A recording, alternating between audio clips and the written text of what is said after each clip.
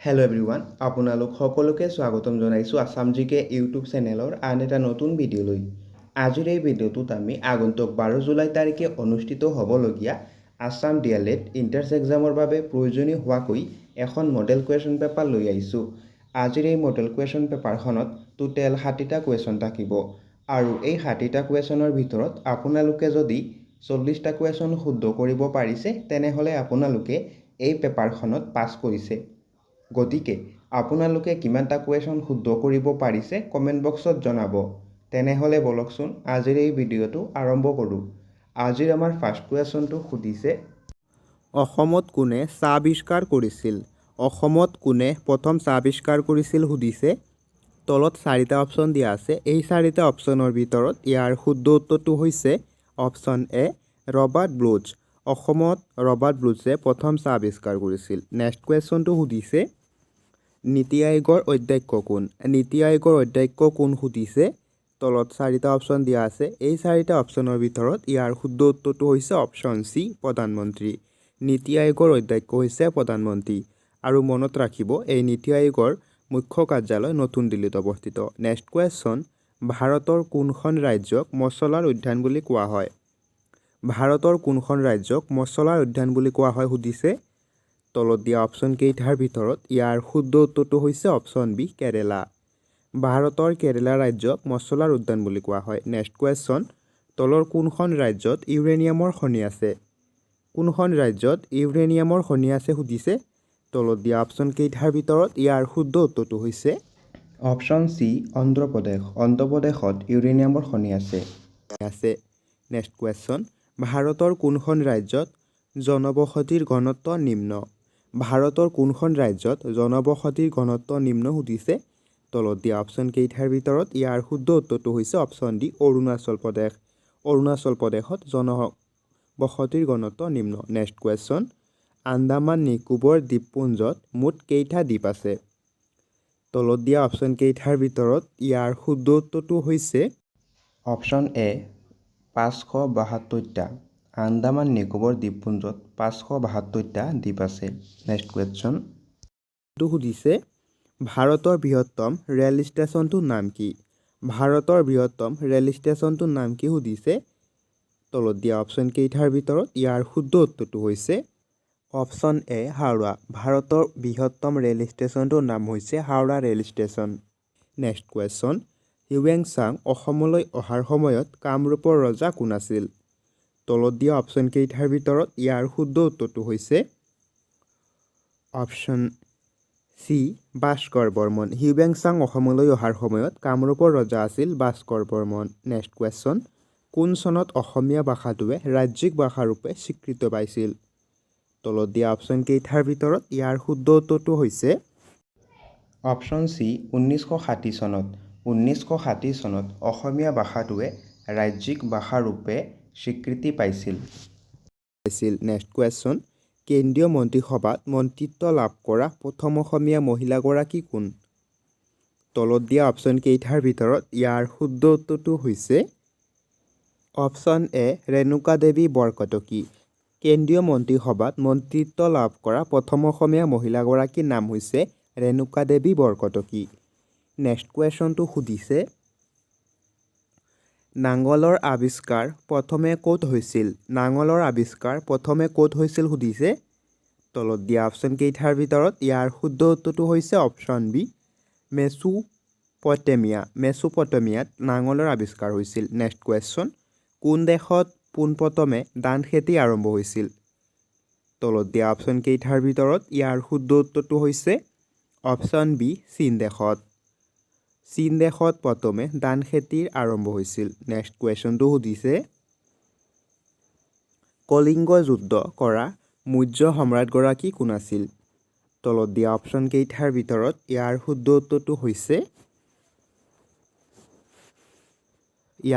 উত্তৰটো হৈছে অপশ্যন এ, অশোক। কলিংগ যুদ্ধ কৰা মৌৰ্য সম্ৰাটগৰাকী হৈছে অশোক। নেক্সট কুৱেশ্যন, চন্দ্ৰকুমাৰ আগৰৱালাই সম্পাদনা কৰা আলোচনীখনৰ নাম কি?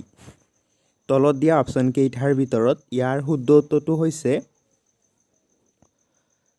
অপশ্যন চি জোনাকী চন্দ্ৰকুমাৰ আগৰৱালাই সম্পাদনা কৰা আলোচনীখনৰ নাম হৈছে জোনাকী নেক্সট কুৱেশ্যন বিশ্ব ডাকঘৰ দিৱস কেতিয়া পালন কৰা হয় তলত দিয়া অপশ্যন কেইটাৰ ভিতৰত ইয়াৰ শুদ্ধ উত্তৰটো হৈছে অপশ্যন এ 9 অক্টোবৰ বিশ্ব ডাকঘৰ দিৱস 9 অক্টোবৰ তাৰিখে পালন কৰা হয় নেক্সট কুৱেশ্যন চুকাফা দিৱস কেতিয়া পালন কৰা হয় তলত দিয়া অপশ্যন কেইটাৰ ভিতৰত ইয়াৰ শুদ্ধ উত্তৰটো হৈছে অপশ্যন বি 2 ডিচেম্বৰ চুকাফা দিৱস 2 ডিচেম্বৰ তাৰিখে পালন কৰা হয় নেক্সট কুৱেশ্যনটো সুধিছে কোনজন আহোম ৰজাই শিঙৰি ঘৰত ওটা প্ৰথা প্ৰৱৰ্তন কৰিছিল তলত দিয়া অপশ্যন কেইটাৰ ভিতৰত ইয়াৰ শুদ্ধ উত্তৰটো হৈছে অপশ্যন বি চুদাম্ফাই শিঙৰি গড়ত ওটা প্ৰথা প্ৰৱৰ্তন কৰিছিল নেক্সট কুৱেশ্যন আলাবৰ ৰণ কোন চনত সংগঠিত হৈছিল তলত দিয়া অপশ্যন কেইটাৰ ভিতৰত ইয়াৰ শুদ্ধ উত্তৰটো হৈছে অপশ্যন ডি 1669 চনত আলাবৰ ৰণ 1669 চনত সংগঠিত হৈছিল নেক্সট কুৱেশ্যন কোন চনত ভাৰতৰ দিল্লীত চুলতানী শাসন প্ৰতিষ্ঠা হৈছিল তলত দিয়া অপশ্যন কেইটাৰ ভিতৰত ইয়াৰ শুদ্ধ উত্তৰটো হৈছে অপশ্যন এ 1206 চনত 1206 চনত দিল্লীত চুলতানী শাসন প্ৰতিষ্ঠা হৈছিল নেক্সট কুৱেশ্যন ভাৰতৰ সৰ্ববৃহৎ ৰাজ্য কোনখন তলত দিয়া অপশ্যন কেইটাৰ ভিতৰত ইয়াৰ শুদ্ধ উত্তৰটো হৈছে অপশ্যন চি ৰাজস্থান ভাৰতৰ সৰ্ববৃহৎ ৰাজ্যখন হৈছে ৰাজস্থান নেক্সট কুৱেশ্যনটো সুধিছে তলৰ কোনখন ৰাজ্যই পাকিস্তানৰ সীমা স্পৰ্শ নকৰে তলত দিয়া অপশ্যন কেইটাৰ ভিতৰত ইয়াৰ শুদ্ধ উত্তৰটো হৈছে অপশ্যন ডি পশ্চিমবংগ তলৰ পশ্চিমবংগ ৰাজ্যখনে পাকিস্তানৰ সৈতে সীমা স্পৰ্শ নকৰে নেক্সট কুৱেশ্যনটো সুধিছে বাংলাদেশৰ ৰাজধানী চহৰ কি বাংলাদেশৰ ৰাজধানীৰ নাম কি সুধিছে তলত দিয়া অপশ্যন কেইটাৰ ভিতৰত ইয়াৰ শুদ্ধ উত্তৰটো হৈছে অপশ্যন বি ঢাকা বাংলাদেশৰ ৰাজধানীৰ নাম হৈছে ঢাকা নেক্সট কুৱেশ্যনটো সুধিছে বন সংৰক্ষণ আইন কোন চনত প্ৰণয়ন কৰা হৈছিল তলত দিয়া অপশ্যন কেইটাৰ ভিতৰত ইয়াৰ শুদ্ধ উত্তৰটো হৈছে অপশ্যন এ 1980 চনত বন সংৰক্ষণ আইন 1980 চনত প্ৰণয়ন কৰা হৈছিল নেক্সট কুৱেশ্যন উচ্চতম ন্যায়ালয়ৰ ন্যায়াধীশসকলক কোনে নিযুক্তি প্ৰদান কৰে তলত দিয়া অপশ্যন কেইটাৰ ভিতৰত ইয়াৰ শুদ্ধ উত্তৰটো হৈছে অপশ্যন চি ৰাষ্ট্ৰপতিয়ে উচ্চতম ন্যায়ালয়ৰ ন্যায়াধীশসকলক ৰাষ্ট্ৰপতিয়ে নিযুক্তি প্ৰদান কৰে নেক্সট কুৱেশ্যন অলিম্পিক গেমছত অংশগ্ৰহণ কৰা অসমৰ প্ৰথমজন খেলুৱৈ কোন তলত দিয়া অপশ্যন চাৰিটাৰ ভিতৰত ইয়াৰ শুদ্ধ উত্তৰটো হৈছে অপশ্যন এ দীপাংকৰ ভট্টাচাৰ্য অলিম্পিক গেমছত অংশগ্ৰহণ কৰা অসমৰ প্ৰথমজন খেলুৱৈ হৈছে দীপাংকৰ ভট্টাচাৰ্য নেক্সট কুৱেশ্যন সাগৰ দেখিছা কবিতা পুথিখন কোনে ৰচনা কৰিছিল তলত দিয়া অপশ্যন চাৰিটাৰ ভিতৰত ইয়াৰ শুদ্ধ উত্তৰটো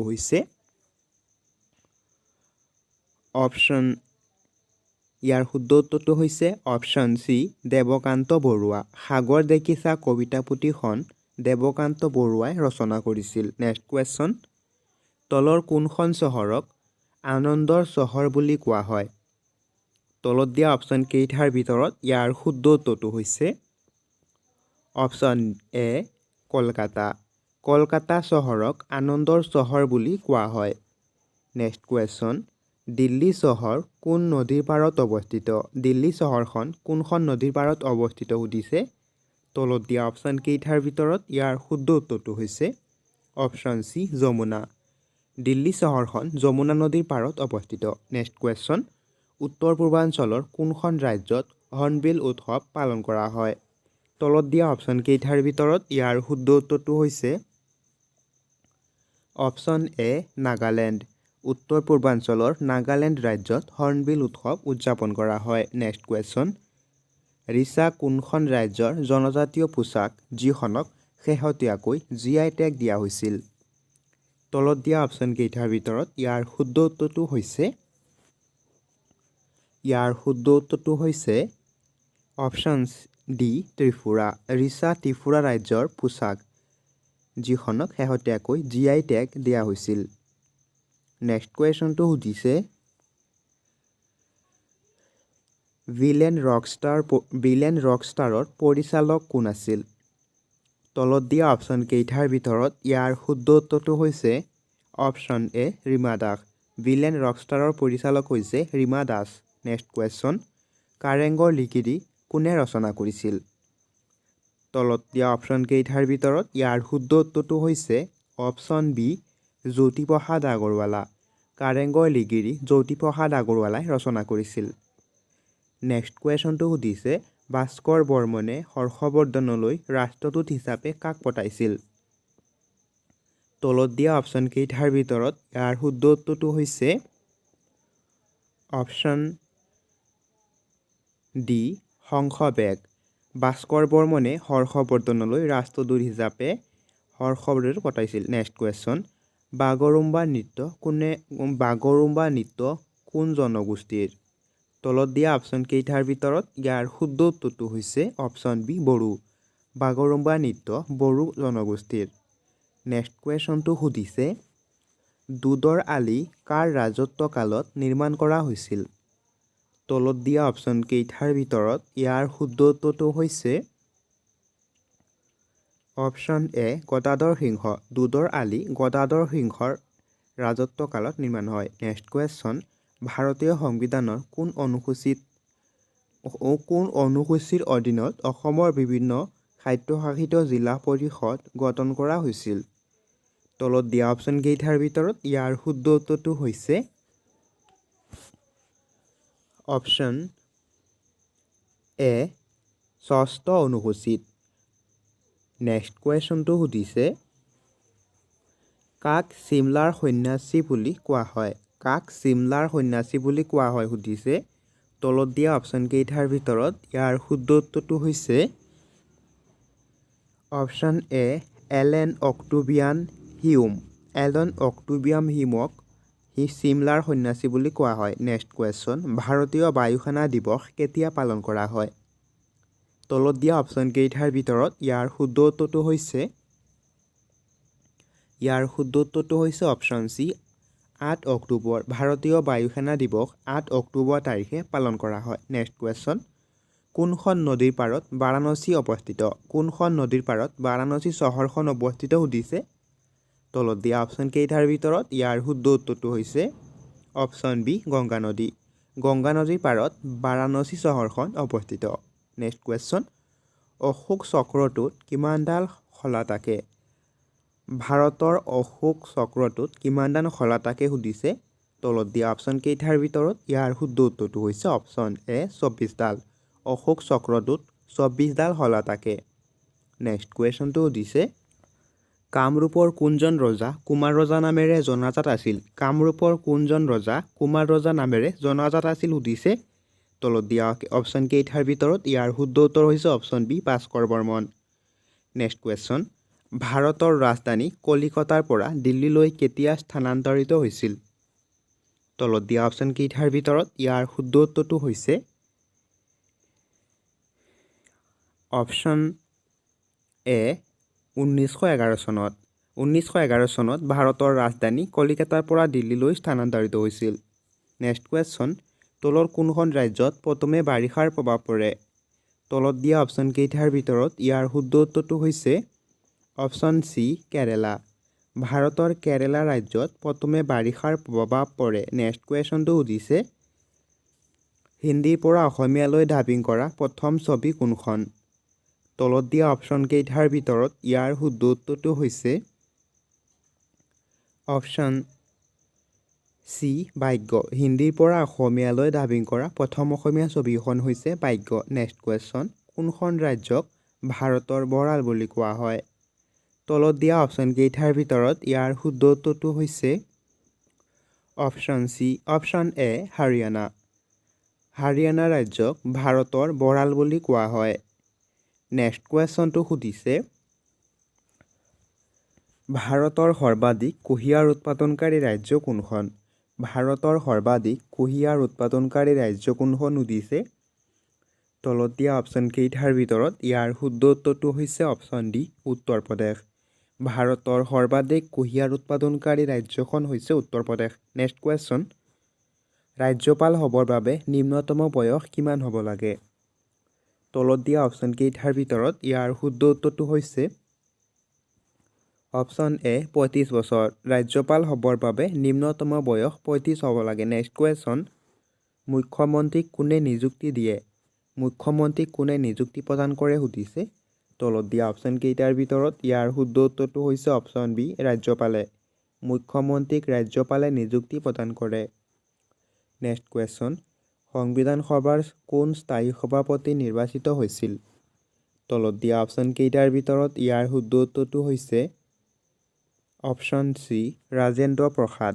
ৰাজেন্দ্ৰ প্ৰসাদ সংবিধানৰ স্থায়ী সভাপতি নিৰ্বাচিত হৈছিল।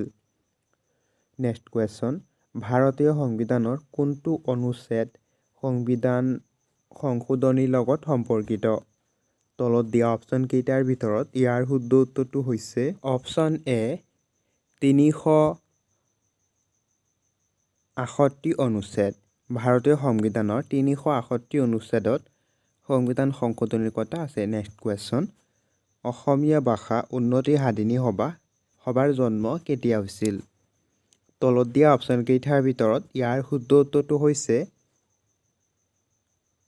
অপশ্যন বি ১৮৮৮ চনত। অসমীয়া ভাষা উন্নতি সাধিনী সভাৰ জন্ম ১৮৮৮ চনত হৈছিল। নেক্সট কুৱেশ্যন, অসমৰ প্ৰথমটো বিধানসভা সমষ্টিৰ নাম কি? তলত দিয়া অপশ্যন কেইটাৰ ভিতৰত ইয়াৰ শুদ্ধ উত্তৰটো হৈছে অপশ্যন এ ৰতাবাৰী। অসমৰ প্ৰথমটো বিধানসভা সমষ্টিৰ নাম হৈছে ৰতাবাৰী সমষ্টি। নেক্সট কুৱেশ্যনটো সুধিছে অসমৰ ডিগবৈ শোধনাগাৰ কিমান চনত স্থাপন কৰা হৈছিল? তলত দিয়া অপশ্যন কেইটাৰ ভিতৰত ইয়াৰ শুদ্ধ উত্তৰটো হৈছে অপশ্যন চি ১৯০১ চনত। অসমৰ ডিগবৈ শোধনাগাৰ ১৯০১ চনত স্থাপন কৰা হৈছিল। নেক্সট কুৱেশ্যনটো সুধিছে অসমৰ প্ৰথমটো কাগজ উদ্যোগ কিমান চনত স্থাপন কৰা হৈছিল? তলত দিয়া অপশ্যন কেইটাৰ ভিতৰত ইয়াৰ শুদ্ধ উত্তৰটো হৈছে অপশ্যন এ ১৯৭১ চনত। অসমৰ প্ৰথমটো কাগজ উদ্যোগ ১৯৭১ চনত স্থাপন কৰা হৈছিল। নেক্সট কুৱেশ্যন, অসমৰ মুঠ ভূমিৰ কিমান শতাংশ বনজ সম্পদে আগুৰি আছে? তলত দিয়া অপশ্যন কেইটাৰ ভিতৰত ইয়াৰ শুদ্ধ উত্তৰটো হৈছে অপশ্যন বি ৩৫%। অসমৰ মুঠ ভূমিৰ ৩৫% বনজ সম্পদে আগুৰি আছে। নেক্সট কুৱেশ্যন, ৰাষ্ট্ৰপতিৰ ৰূপৰ পদক লাভ কৰা প্ৰথমজন অসমীয়া পৰিচালক কোন আছিল? তলত দিয়া অপশ্যন কেইটাৰ ভিতৰত ইয়াৰ শুদ্ধ উত্তৰটো হৈছে অপশ্যন এ নীপ বৰুৱা। ৰাষ্ট্ৰপতিৰ ৰূপৰ পদক লাভ কৰা প্ৰথমজন অসমীয়া পৰিচালক হৈছে নীপ বৰুৱা। নেক্সট কুৱেশ্যন, অসমৰ ৰাজ্যিক সংগ্ৰহালয় ক'ত অৱস্থিত?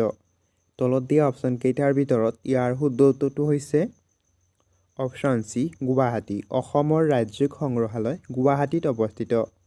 নেক্সট কুৱেশ্যনটো সুধিছে অসমৰ ৰেচম শিল্প কাৰখানা ক'ত অৱস্থিত? তলত দিয়া অপশ্যন কেইটাৰ ভিতৰত ইয়াৰ শুদ্ধ উত্তৰটো হৈছে অপশ্যন এ জাগিৰোড। অসমৰ ৰেচম শিল্প কাৰখানা জাগিৰোডত অৱস্থিত। নেক্সট কুৱেশ্যন, সৈনিক স্কুলখন অসমৰ কোনখন জিলাত অৱস্থিত? তলত দিয়া অপশ্যন কেইটাৰ ভিতৰত ইয়াৰ শুদ্ধ উত্তৰটো হৈছে অপশ্যন চি গোৱালপাৰা জিলাত। অসমৰ সৈনিক স্কুলখন গোৱালপাৰা জিলাত অৱস্থিত। নেক্সট কুৱেশ্যনটো সুধিছে শৰাইঘাটৰ যুদ্ধৰ মোগল সেনাপতি কোন আছিল? শৰাইঘাটৰ যুদ্ধত মোগল সেনাপতি কোন আছিল সুধিছে। তলত দিয়া অপশ্যন কেইটাৰ ভিতৰত ইয়াৰ শুদ্ধ উত্তৰটো হৈছে অপশ্যন এ ৰামসিংহ। শৰাইঘাটৰ যুদ্ধত মোগলৰ সেনাপতি আছিল ৰামসিংহ।